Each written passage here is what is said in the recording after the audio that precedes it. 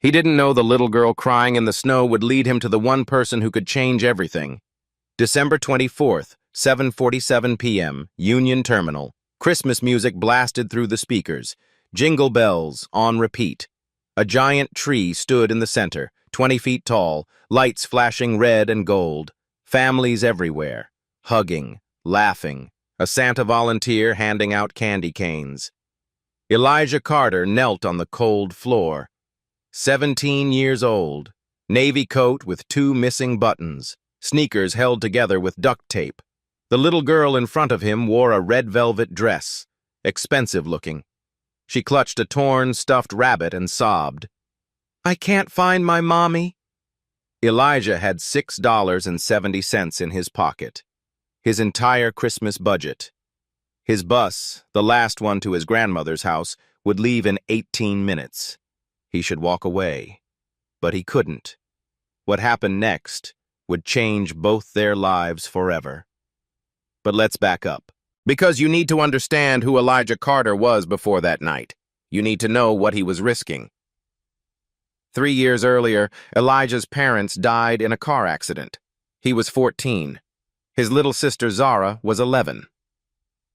Most kids that age worry about homework and video games. Elijah became a parent overnight.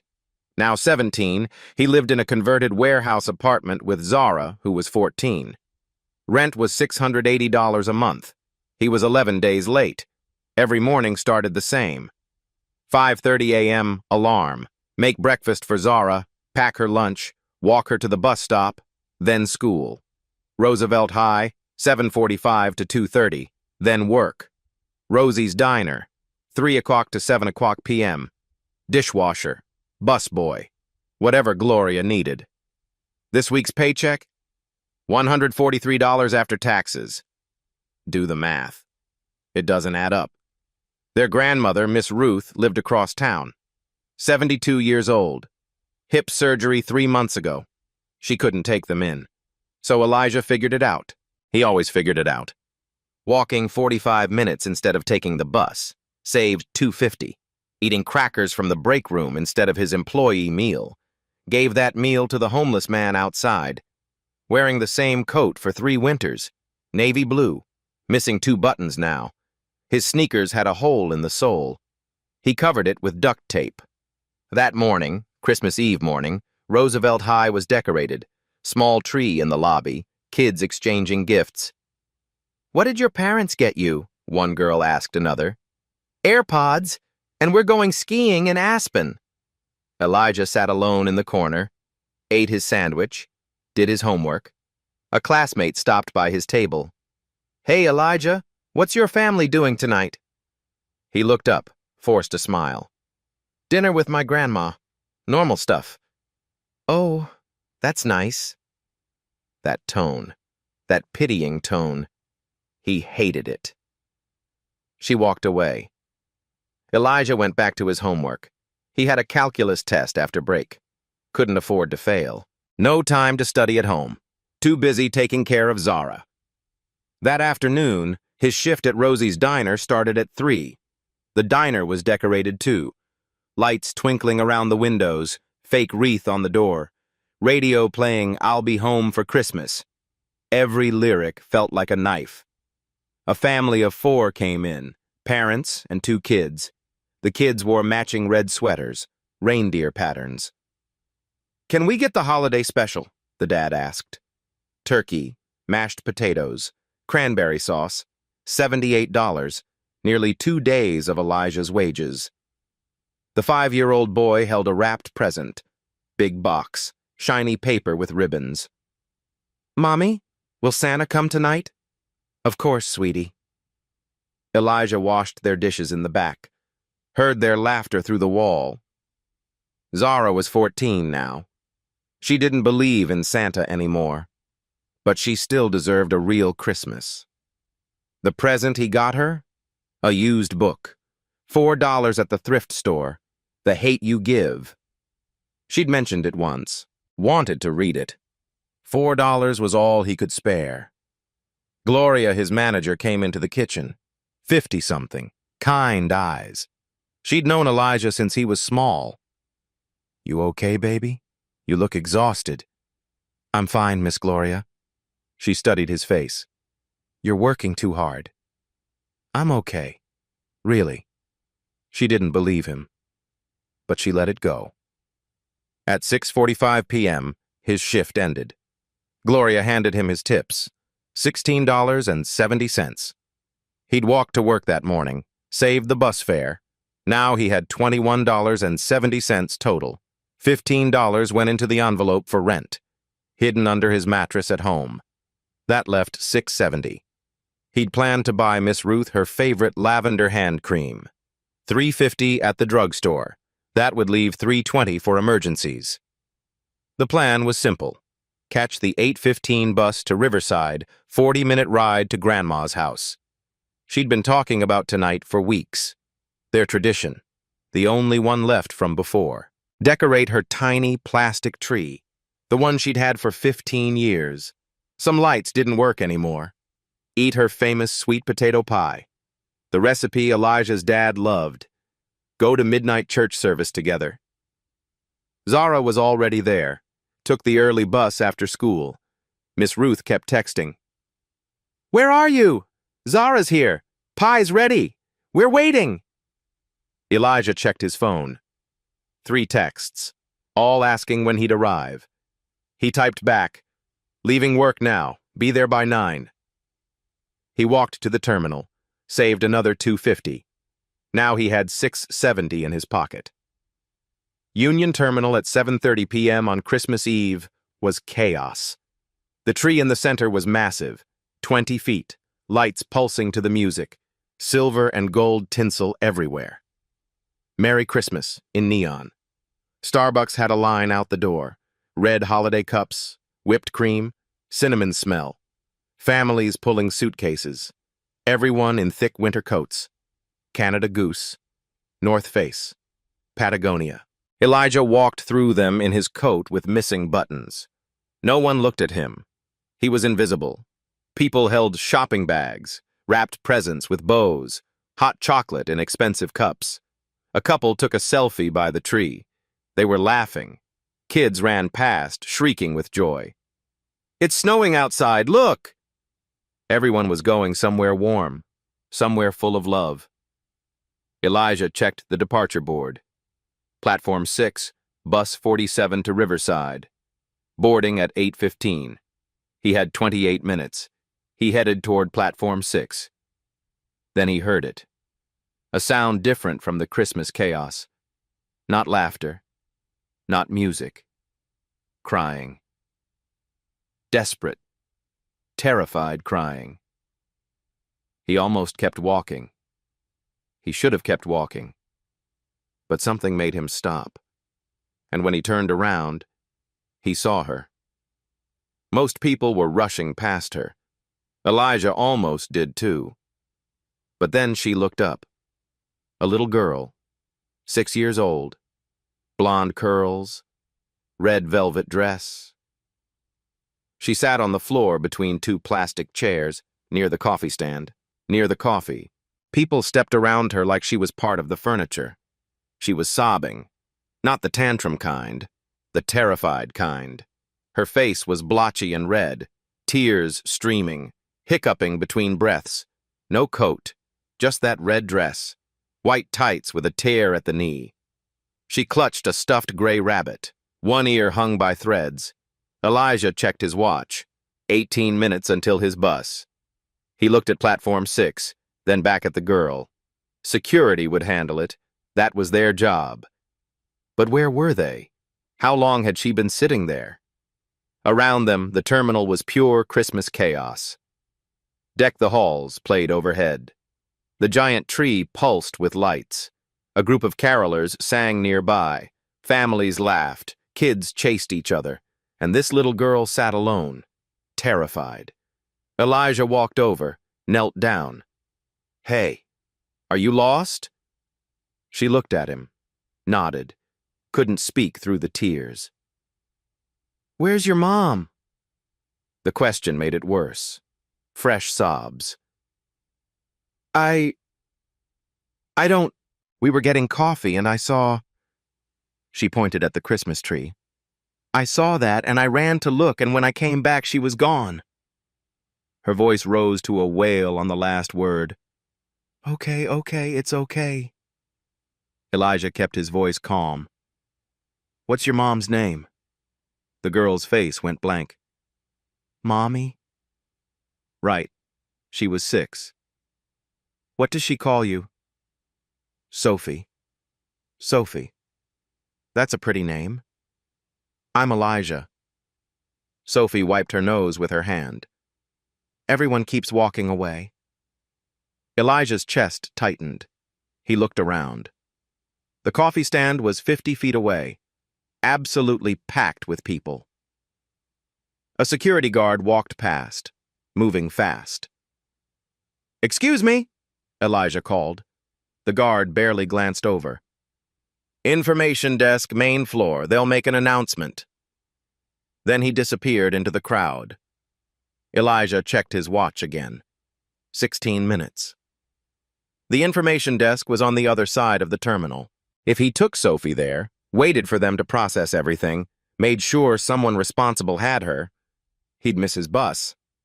The next one wasn't until tomorrow morning. Christmas Day service was limited. Miss Ruth was waiting. The pie was ready. Zara kept texting. This was their one tradition, the only thing he'd kept alive from before. "Please don't leave me," Sophie whispered. Elijah looked at her. Really looked. Her dress had a small monogram on the collar. SV looked expensive. Her shoes were patent leather, shiny. Everything about her said money. But right now she was just a scared little girl. He remembered being 7, getting separated from his mom at a county fair. That hollow terror, like the world had ended. Someone had found him, stayed with him, made him feel safe. Sophie's hand was ice cold. She was shivering. "What does your mom look like?" he asked. "She has brown hair and a black coat. And her phone.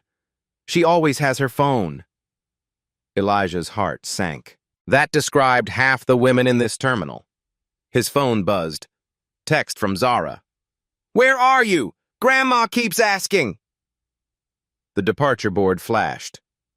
Route 47 to Riverside. Boarding final call. Around them, Christmas went on. Silent Night started playing.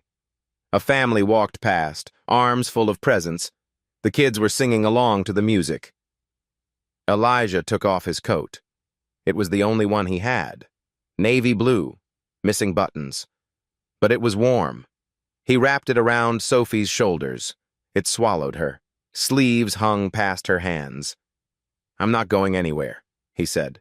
"We're going to find your mom." Sophie looked up at him. First small smile. "Promise?" "Promise." She took his hand, held tight. Now Elijah stood in just his thin work shirt. The terminal was cold, but Sophie had stopped shivering. "Okay, Sophie. We're a team now. Teams don't give up." She nodded, wiped her face with his coat sleeve. He looked toward the VIP lounge area.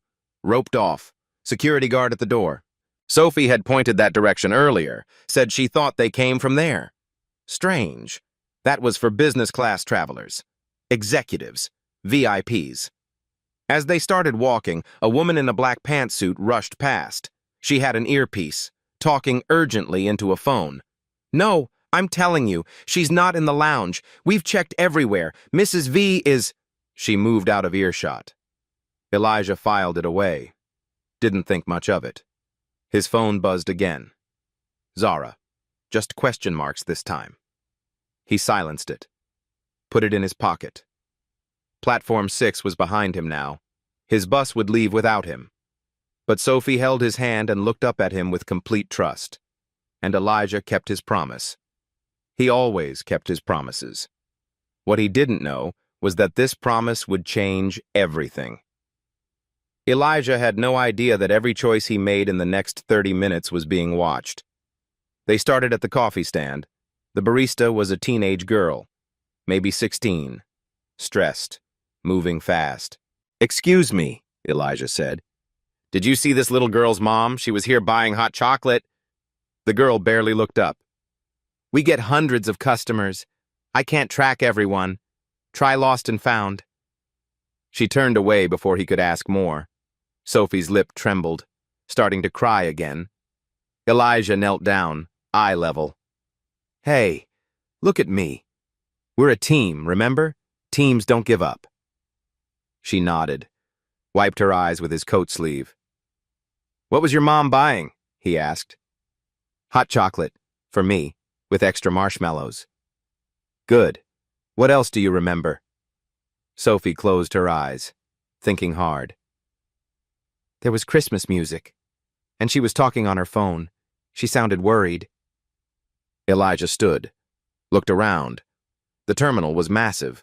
3 floors, dozens of platforms, thousands of people. How do you find one woman in this? Come on, he said. Let's try the information desk. They walked through the crowd. Elijah held Sophie's hand tight. They passed a toy store window. Designer dollhouse. Twinkling lights. $500 price tag. Sophie stopped. Stared. Mommy promised to buy me that house, she whispered. Elijah's throat tightened. Zara had never had a dollhouse. She'd never complained. We'll find her, he said. I promise. The information desk had a long line. At least 30 people, holiday travelers, complaints, questions, confusion. Sophie looked at the line. That's going to take forever. She was right. The clerk at the desk was older, kind face but frazzled, moving as fast as she could. When they finally reached the front, she handed Elijah a form. Fill this out. We'll make an announcement. Elijah looked at the form. Parent's full name, contact number, physical description. Sophie, what's your mom's phone number? It's in her phone. What's her full name? Sophie's face went blank. Mommy. 6 years old. Of course she didn't know. The clerk sighed. Without contact information, an announcement won't help much. She has to come here to claim her. But what if she's looking somewhere else? Elijah asked. Then you wait here, or you can walk around. But don't leave the building. This wasn't going to work. Elijah made a decision. Come on, Sophie, we're going to retrace your steps. They left the desk, started walking back. You said you saw the Christmas tree, and your mom was at the coffee stand. Where did you go to the bathroom? Sophie's eyes lit up. Yes, the bathroom. We went to the bathroom before the coffee. They found the family restroom near platform 3. Elijah asked a passing woman to check inside. He couldn't go in himself. The woman came out. No one's there, honey. But Sophie was looking around. Wait, the vending machines. Mommy got quarters to buy me M&Ms. She pointed at a small alcove. Vending machines. A bench. And there, partially hidden under a newspaper, a black leather handbag. Sophie gasped. That's Mommy's bag. Elijah picked it up carefully, opened it. Designer wallet. He didn't recognize the brand, but it looked expensive. Credit cards. Name on them, Victoria Ashford Vaughn. Business cards. All the same. Vaughn Industries, office of the CEO. A phone. Locked. No emergency contact visible. She was sitting right here, Sophie said. Where did she go? Elijah's mind raced. If her mom left the bag here, she probably went looking for Sophie. But where? A security guard walked past. Excuse me, Elijah called. This guard stopped. Yeah? We found this bag, and this little girl is lost. Her mom might have left it here and gone searching. The guard took the bag, looked at the cards inside. His entire demeanor changed. He grabbed his radio.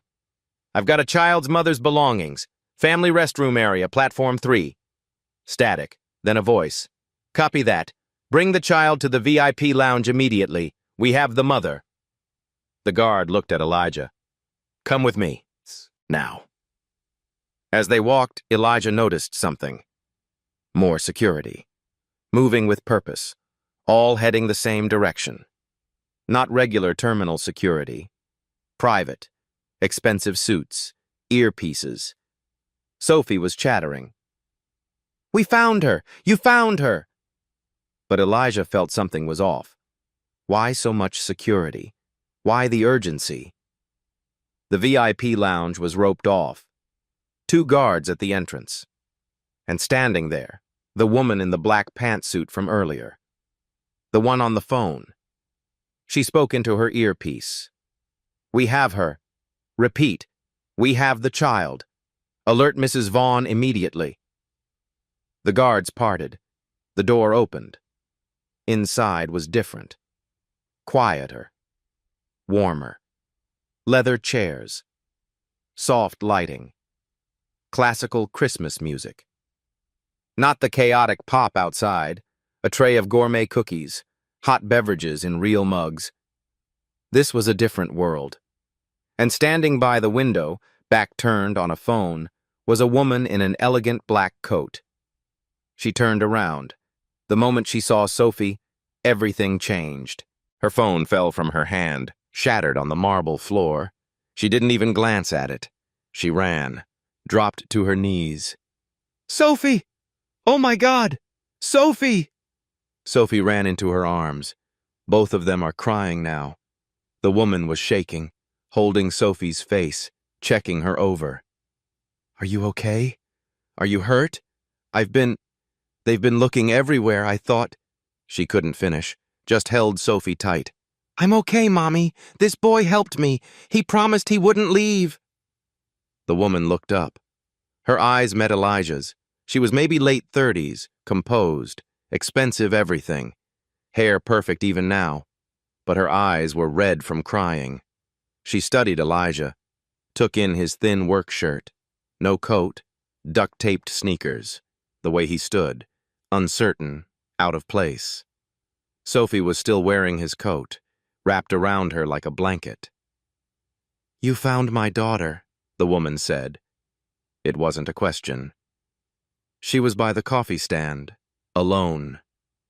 Elijah's voice was quiet. "I just wanted to make sure she was safe." The woman stood slowly, still holding Sophie's hand. "How long were you with her?" Elijah checked his watch. "About 40 minutes. The woman in the pantsuit stepped forward.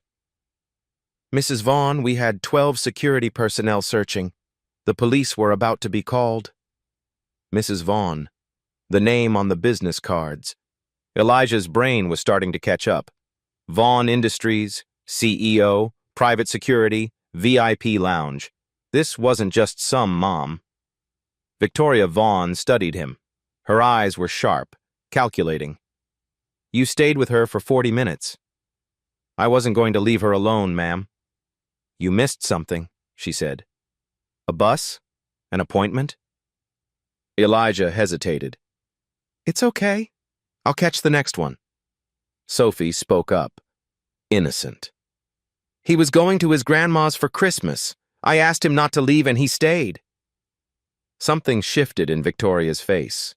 Not just gratitude, something deeper. Recognition. She was looking at him differently now, seeing the missing coat, the duct-taped shoes, the choice he'd made. "What's your name?" "Elijah. Elijah Carter."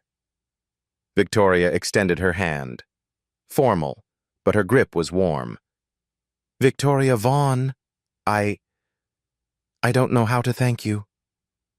Around them, the security team watched. The pantsuit woman, Ms. Reeves apparently, was on her phone. Quiet conversation. Elijah felt exposed, out of place. He didn't belong in this room. But Sophie was safe. That's what mattered. "I'm just glad she's okay," he said. Victoria looked at him for a long moment, like she was seeing something he couldn't. Then she spoke. And everything started to change. Elijah expected a thank you. He got something else entirely. Victoria reached for her purse, the one Elijah had been holding, the one he handed to security. She pulled out her wallet, opened it. $500 bills, crisp, new. She held them out. Please, let me. This isn't enough, but at least for your bus fare, for your time. Elijah stepped back, reflexive. No, ma'am. I don't need. I didn't do it for money. Victoria paused, studied him again. Ms. Reeves, the woman in the pantsuit, stepped forward. Mrs. Vaughn, perhaps we could arrange a car service? Then let me do that, Victoria said, still looking at Elijah. Let me pay for a car, to take you wherever you need to go. It's the least. Really, I'm okay. Elijah's voice was gentle but firm. The buses are still running. I'm just glad Sophie's safe. Around them, the security team watched, surprised. People didn't say no to Victoria Vaughn. Sophie was looking up at Elijah. At his coat was still wrapped around her shoulders. Mommy, it's cold outside. He gave me his jacket. Victoria's eyes widened slightly. She looked at Elijah properly for the first time. No coat, just a thin work shirt, still damp from melted snow. She could see him shivering, trying to hide it. You gave her your coat. She was freezing. Victoria's expression changed, understanding something deeper. This wasn't just about finding her daughter. This was about sacrifice. How old are you, Elijah? 17, ma'am? You're in high school. Yes, ma'am. Victoria was quiet for a moment, thinking. Then she reached into her purse again. Not for money this time. She pulled out a business card, heavy cardstock, embossed lettering. She turned it over, wrote something on the back with an expensive pen. Elijah, I respect that you don't want payment, but please. She held out the card. If you ever need anything, a reference for a job, help with school, anything at all, call this number. It's my direct line. Elijah took the card, read it. Victoria Ashford Vaughn, Chief Executive Officer, Vaughn Industries. On the back, in elegant handwriting, personal cell and a number. He didn't recognize the company name. Meant nothing to him. But he nodded. Polite. Thank you, ma'am. He put it in his pocket. Sophie suddenly hugged him, tight, around his waist. Thank you for being my friend. Elijah's first real smile, genuine. You're welcome, Sophie. Merry Christmas. Victoria watched this. Her expression is unreadable. As Elijah turned to leave, she spoke. Elijah? He turned back. You have a good heart. Her voice was different now, softer. Don't let the world take that from you. It was said with weight, like she knew something he didn't, like a warning. Elijah nodded, didn't know what to say to that. He walked to the door. The security guard opened it, one step, from warmth to chaos. The VIP lounge door closed behind him. He was back in the terminal. The noise hit him like a wall, Christmas music blaring, people rushing, cold air from the entrance. He checked his watch. 8:47 p.m. The 8:15 bus was long gone. He pulled out his phone. 7 missed texts. Zara. Miss Ruth. He started typing. Sorry, got held up. Catching the morning bus. Tell Grandma I love her. His finger hovered over send. He didn't send it yet. Just stood there. In his thin shirt. In the cold terminal. Around him, families boarded trains. Carolers sang, We Wish You a Merry Christmas. The hot chocolate stand was still busy. Everyone is going somewhere warm, somewhere full of love.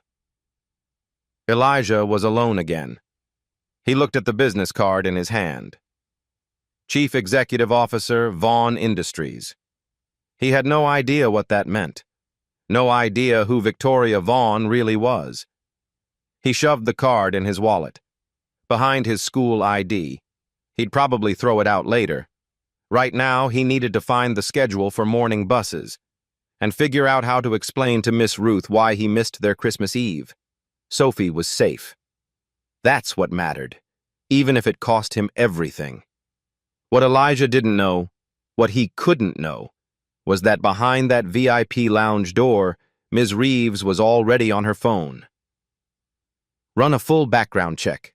I want to know everything about Elijah Carter by morning. And Victoria Vaughn was watching him through the window, watching him walk away, already making plans. Elijah wouldn't think about that business card again for 3 days. By then, everything would be different. Christmas morning. He woke up on Miss Ruth's couch. Thin blanket. Sunlight through worn curtains. He'd caught the 6:00 a.m. bus.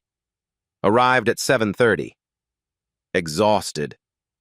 Miss Ruth and Zara had been disappointed, but understanding. They did their tradition anyway. Smaller, shorter, but still theirs. The 3-foot plastic tree, 15 years old. Some lights burned out. Gifts under it. Lavender hand cream for Grandma. $3.50. Hand-knitted socks from her. The used book for Zara. Sweet potato pie.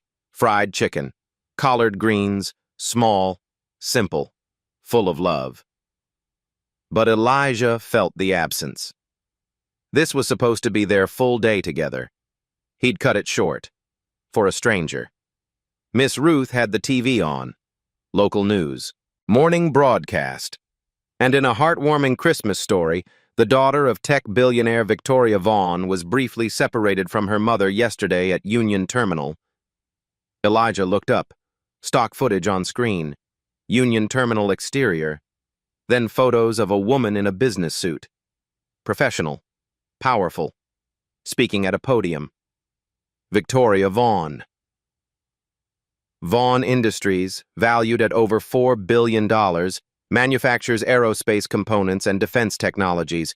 Mrs. Vaughn, who rarely gives personal interviews, released a statement thanking everyone involved in her daughter's safe return. $4 billion. Elijah sat frozen. The woman from the terminal, the one who gave him the card, was a billionaire. He reached into his pocket, pulled out the card. Chief Executive Officer, Vaughn Industries. "Oh," he whispered. Zara looked over. "What's that?" "Nothing. Just someone I helped yesterday." She grinned. "Did you finally get a girlfriend?" He didn't laugh. Miss Ruth was still watching the news. "That poor woman. Imagine. All that money and power. Still almost lost what matters most." She shook her head. "Those tech people work too hard. Always on their phones, always traveling. That little girl probably barely sees her mama." Elijah remembered Sophie's words. "My mommy works a lot. She's always on her phone." He felt a pang of sympathy. The news segment ended, moved on to the weather. Elijah stared at the card. "If you ever need anything." He thought about his rent, $680. Due tomorrow, about Zara's boots, the ones with holes, about how $4 billion could solve every problem he had in 5 seconds. But you don't call a billionaire for help. That's not how the world works. She was just being polite. He put the card in his wallet, behind his school ID. He'd throw it out later. That night, riding the bus home, he thought about Victoria's last words. "You have a good heart. Don't let the world take that from you." Why did she say it like a warning? When he got home, there was a notice on the door. Bright yellow paper. Official letterhead. Final notice. Payment required by 12/26 or eviction proceedings begin 12/27. Tomorrow was December 26th. The fairy tale was over. Reality was back.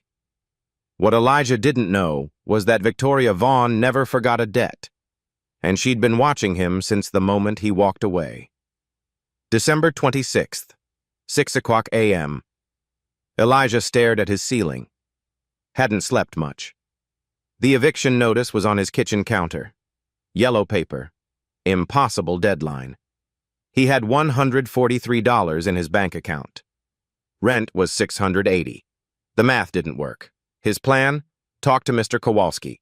Beg for an extension until January 3rd, his next paycheck. Offer to do maintenance work to make up the difference. It probably wouldn't work, but he had to try. At school, his guidance counselor called him in.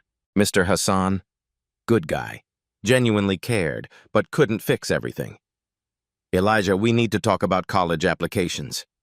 Elijah sat down, already tired. You missed the early decision deadlines. I know you're working. I know you're taking care of Zara, but without financial aid secured soon. Hassan paused, careful with his words. Are you sure you can't push graduation to fall? Give yourself time to... I need to work full-time, sir. Zara needs stability. You're going to sacrifice your future for... She's my sister. Elijah's voice was firm. It's not a sacrifice. Hassan looked sad, but he didn't argue. That afternoon, Elijah went to his shift at Rosie's. Gloria met him at the door, concerned eyes. You okay, baby? You look exhausted. I'm fine, Miss Gloria. He wasn't fine. He was thinking about the eviction, about Zara switching schools, about failing the one job that mattered, keeping their family together. At 4:37 p.m., his phone rang. Unknown number. He ignored it, couldn't answer during his shift. It rang again immediately. Gloria waved him toward the back. Answer it, honey. Might be important. Elijah stepped into the kitchen. Hello? Professional woman's voice. Am I speaking with Elijah Carter? Yes. Mr. Carter, this is Patricia Reeves. We met briefly on Christmas Eve at Union Terminal. I'm Chief of Staff for Mrs. Victoria Vaughn. Elijah's heart jumped. Is Sophie okay? A pause, then warmth in her voice. Sophie is fine. Mrs. Vaughn would like to speak with you. Are you available this evening? I work until 7. We can send a car to pick you up after your shift. Mrs. Vaughn is in the city for business. She'd like to meet in person. Elijah's mind raced. About what? She'll explain everything. Will you come? He should say no. This felt too big, too strange. But the eviction notice flashed in his mind, and something else, curiosity. Okay, I'll meet her. Excellent. A driver will be at Rosie's Diner at 7:15, black sedan. She hung up. The next 2.5 hours crawled. Elijah dropped a tray of glasses, apologized. Gloria told him not to worry, but he couldn't focus. What did Victoria Vaughn want? At 7:15, a black Mercedes pulled up outside. The driver got out. Older man, suit, professional. Elijah Carter? Elijah nodded, still in his diner uniform, smelling like fryer oil. Gloria watched from the window, eyes wide. The drive took 15 minutes, across town to the Four Seasons Hotel. Elijah had never been anywhere this nice. Marble lobby, chandeliers, people in expensive clothes.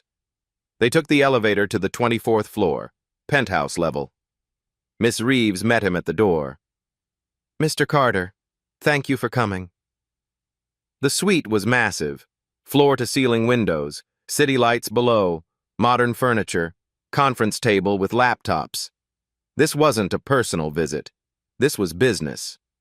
Victoria stood by the window, on a phone call. She gestured for him to sit. Sophie was in the corner, pajamas, iPad. It was after 8 p.m. She saw Elijah, lit up. Elijah! She ran over, hugged him. He smiled despite his nerves.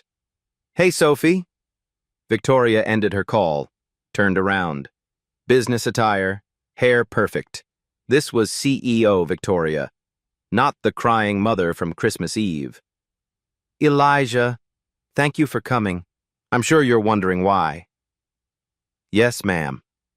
She sat across from him, direct eye contact. I'm going to be direct because I respect your time.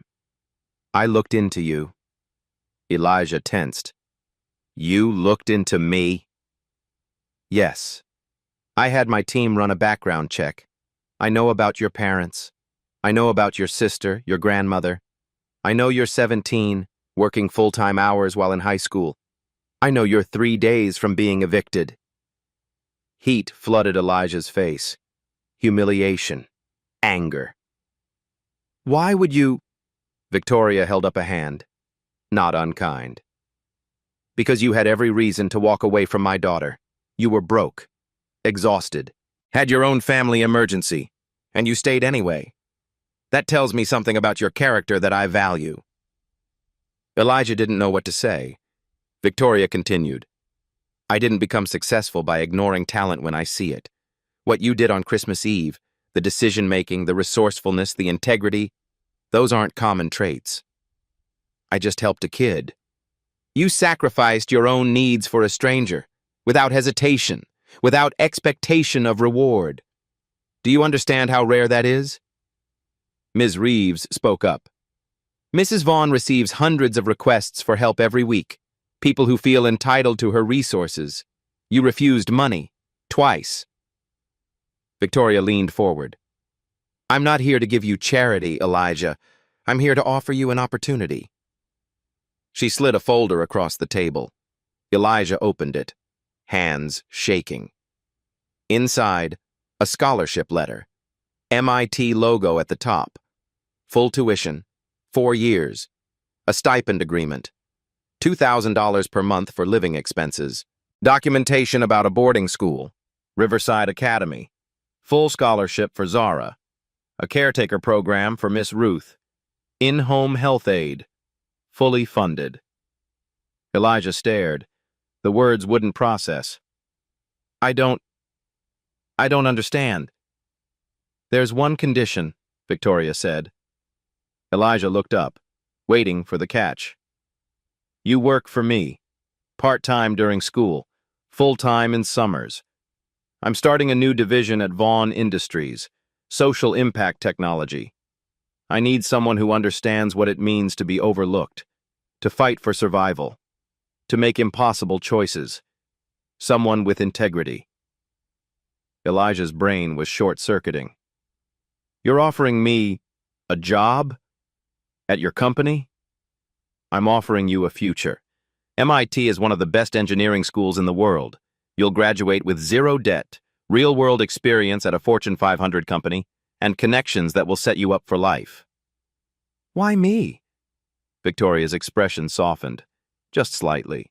Because 10 years ago, someone gave me an opportunity I didn't deserve yet. A mentor who saw something in me and took a risk. I've been looking for the right person to pay that forward to. She paused. And on Christmas Eve, you walked into my life. Sophie climbed onto Victoria's lap. Mommy says you're going to work with us now. Victoria smiled. If Elijah says yes. Then to Elijah, I don't make offers like this often, but when I commit to someone, I commit fully. You kept my daughter safe. Now let me help keep your family safe. Elijah stared at the folder. MIT. Zara was taken care of. Miss Ruth with support. His entire future. Rewritten in one meeting. I need to think about it. Victoria nodded. Respected that. Of course. But Elijah, your rent is due in 9 hours. Whatever you decide, let me at least handle that. As a thank you. No strings. She slid a check across the table. $5,000. Consider it payment for the 40 minutes you spent protecting the most important person in my world. Elijah walked out of that hotel with a check in his pocket and a choice that would define his entire life. 9:47 p.m. He left the Four Seasons, declined the car service, needed to walk, to think. The check was folded in his pocket, $5,000. The folder was under his arm. MIT, his entire future in 20 pages. Snow fell softly. The city was quiet. His mind was chaos. 3 blocks away, he found a bench in a small park. Sat down, pulled out his phone, called Miss Ruth. FaceTime. She answered. Zara is visible in the background. Baby, where are you? It's almost 10.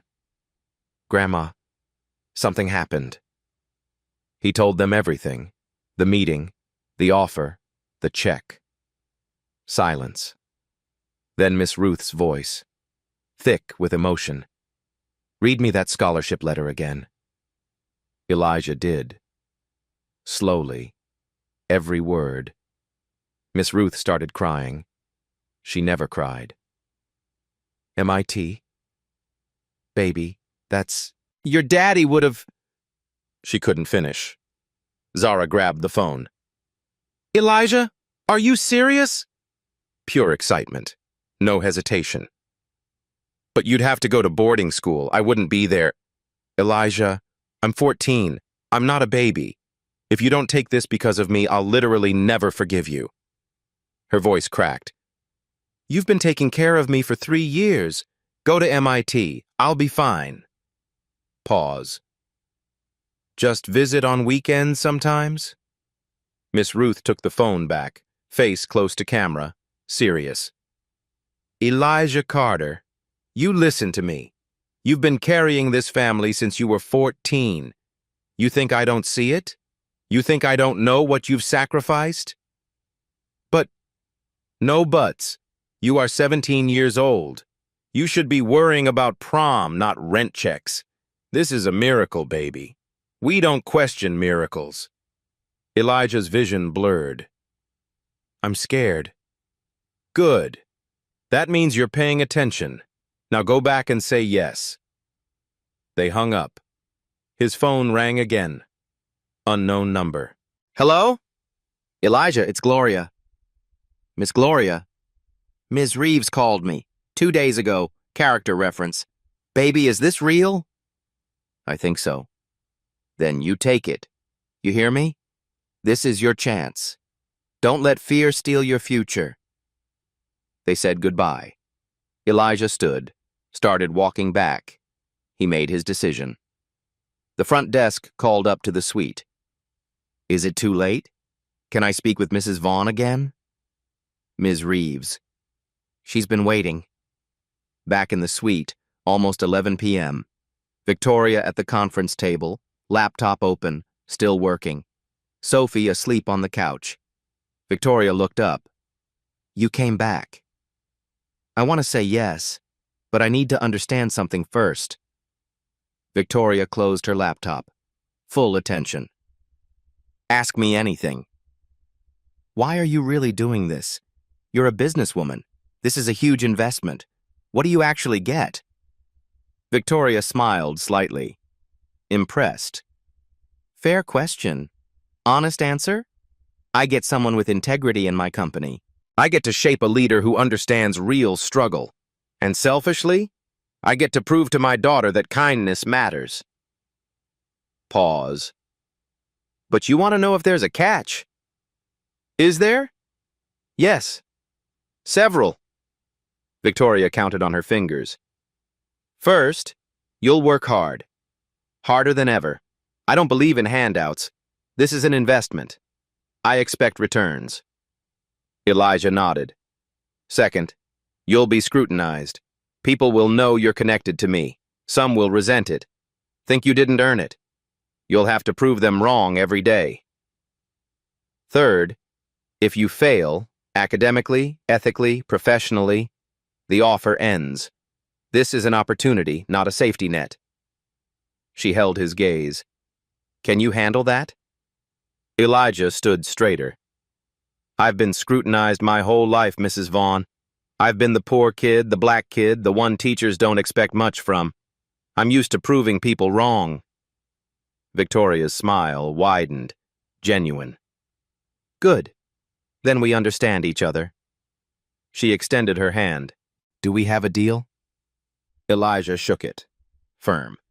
Yes, ma'am. Ms. Reeves brought out a tablet. MIT's spring semester starts in 3 weeks. 3 weeks? Victoria raised an eyebrow. Is that a problem? Elijah thought about his apartment, his job, packing his entire life, then the eviction notice. No, it's not a problem. As they wrapped up, Elijah pulled out the check. Mrs. Vaughn, about this. That's yours. No conditions. It's too much. It's exactly what you need, plus moving expenses, signing bonus. Elijah's hands shook holding it. Thank you. I don't have words. Victoria's voice softened. You don't need words, Elijah. You already showed me who you are. Now go show the world. Sophie woke up, walked over sleepily. Are you staying? Elijah knelt. I'm going to be around a lot, Sophie. Your mom gave me a job. Sophie's eyes went wide. Really? So we're friends forever? Elijah laughed. Actually laughed. Yeah, friends forever. She hugged him, whispered, I told Mommy you were magic. Elijah walked out for the second time that night, but everything was different. Same snow, same city, same Elijah, but the weight on his shoulders, gone. For the first time in 3 years, he could breathe. He texted Zara, I did it. We're going to be okay. Her response was immediate. We're going to Emma. For the first time since his parents died, Elijah cried, not from fear, from relief. Around him, the city lights twinkled. Christmas decorations are still glowing. The world continues its celebration. And finally, Elijah was invited to join. What happened next wasn't just about one boy's life changing. It was about what happened when kindness became contagious. January. The immediate changes Elijah's apartment. Rent paid in full. Lease broken amicably. Mr. Kowalski helped him pack. You're a good kid, Elijah. I always knew you'd make something of yourself. Elijah left him a $200 tip, all he could spare from the signing bonus. Zara moved to Riverside Academy, prestigious boarding school, full scholarship. First FaceTime from her dorm.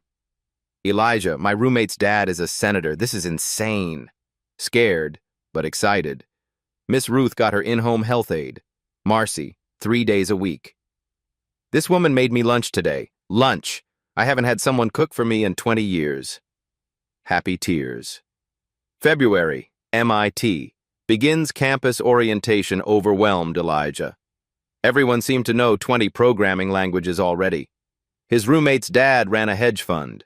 Imposter syndrome hit hard. First call with Victoria. Now just Victoria in professional settings. How are you really doing? I'm terrified I don't belong here. Good. That means you're paying attention.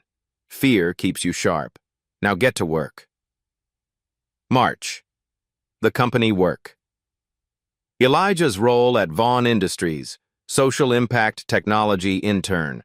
Remote. Part-time. His first project, research solutions for accessible technology in low-income schools. He drew from personal experience. Wrote a proposal for subsidized tech labs. Victoria read it, called him. This is good. Let's implement it. Find 5 schools to pilot. Wait, actually implement it? That's what you're here for. Make it happen. April. First school pilot Roosevelt High. Elijah's old school, chosen first. Vaughn Industries donated 30 laptops, software licenses, tech training for teachers. Mr. Hassan, the guidance counselor, called. You did this? For us? Someone gave me a shot. Now I'm giving other kids the same chance. Local news covered it. Tech giant partners with local students to bridge digital divide. Elijah's photo in the paper. Uncomfortable, but proud. May. The ripple effect. Other companies reached out, wanted to replicate the model. Elijah was asked to speak at a tech conference. 17 years old, terrified. He did it anyway. His quote, "A year ago, I was 3 days from eviction. Now I'm helping design programs for millions of kids. That didn't happen because I'm special. It happened because one person saw potential and took a risk. Summer. Full-time work. Elijah at Vaughn Industries HQ. Boston office. Met engineering teams. Shadowed executives. One meeting. Aerospace contracts. A VP dismissed a junior engineer's idea. Elijah spoke up, quietly. Actually, that idea has merit. What if we approached it from... He sketched on the whiteboard. The room went quiet. Victoria from the corner. Explain that. He did. Clearly. Confidently. The VP nodded. Let's explore that. After the meeting, Victoria pulled him aside. You held your own in there. Well done. September. 1 year later. The anniversary of Christmas Eve. Elijah in his second year at MIT. Thriving. Vaughn Industries' social impact division had expanded. 50 schools with tech labs, 1,200 students with laptops, 25 scholarships for low-income STEM students. Elijah was the public face of the program. The media coverage. Boston Globe. Feature. From busboy to boardrooms. How one act of kindness sparked a movement. The story detailed everything. Elijah's background, the Christmas Eve encounter, Victoria's decision, the ripple effect. Reader comments poured in. This is what corporate responsibility should look like. That kid is going to change the world. We need more Victorias and more Elijahs. The community response. At Roosevelt High, students now had college prep resources Elijah helped design. 3 students from his graduating class got tech scholarships because of his program. Damon, a former classmate, texted, Bro, I got into Georgia Tech because of the coding camp your program funded. I owe you everything. Elijah texted back, You don't owe me, pay it forward. Rosie's Diner. Gloria framed the Boston Globe article, hung it by the register. Customers asked, That's the kid who used to work here? That's our Elijah, Gloria said proudly. The diner saw increased business. People wanted to eat where the miracle kid worked. Gloria used the extra income to give her staff raises. Sophie's Impact Sophie, now 7, started a kindness club at her private school. Inspired by Elijah's story, kids pledged one kind act per week. They raised $10,000 for local homeless shelters. Sophie FaceTimed Elijah. Look, I'm being like you. Elijah grinned. You're doing better than me, Sophie. The scale. What started with one boy helping one girl had now touched thousands of lives. 50 schools, 1,200 students, 25 futures changed. And it was still growing. Because kindness multiplies. Always. But the real test came 1 year later, on another snowy Christmas Eve. December 24th, Union Terminal, 7:30 p.m. Elijah was back. Same 20-foot Christmas tree, same lights flashing, same jingle bells playing. But Elijah was different. New North Face coat, waterproof boots, confident stride. He was catching a train to Boston. Victoria invited him and Zara for Christmas with her and Sophie. Ticket ready. Platform 8, 40 minutes until departure. As he walked through the crowd, he saw her. Teenage girl, 15 maybe, Latina, exhausted, crying toddler in a stroller, screaming, inconsolable. The girl panicked, phone to ear. Come on, pick up! No answer. People rushed past. No one stopped. Elijah checked his watch. 40 minutes. He could keep walking. Get to Boston. Perfect Christmas. But he remembered Victoria's words. Don't let the world take that from you. He remembered Sophie's terrified face. He walked over. Hey, are you okay? The girl looked up, suspicious. I'm fine. You don't look fine. Can I help? She broke. My mom's in the hospital, Hartford. I missed my bus. My brother won't stop crying. I don't know what to do. Elijah saw himself a year ago. Okay, Let's get your brother settled. The family room is over there. Do you have diapers? She nodded, dazed. He helped her to the family room, bought snacks from the vending machine, crackers, juice boxes, didn't hesitate. When she came out, he handed them over. For your brother. She started crying. Thank you. Elijah pulled out his wallet, his business card. Elijah Carter, Social Impact Coordinator, Vaughn Industries. Wrote his cell number on the back. Text me when you get to Hartford. And if you ever need help, job reference, scholarship recommendation, anything, call me. She stared at the card. Why are you helping me? Elijah smiled. Because someone helped me when I needed it most. Now it's my turn. He checked the bus schedule, found the next Hartford bus, bought her ticket, $47. Didn't think twice. Walked her to the platform, made sure she was settled. I don't even know your name, she said. Elijah. I'm Rosa. I won't forget this. Just pay it forward, that's all I ask. Elijah made his train, 5 minutes to spare.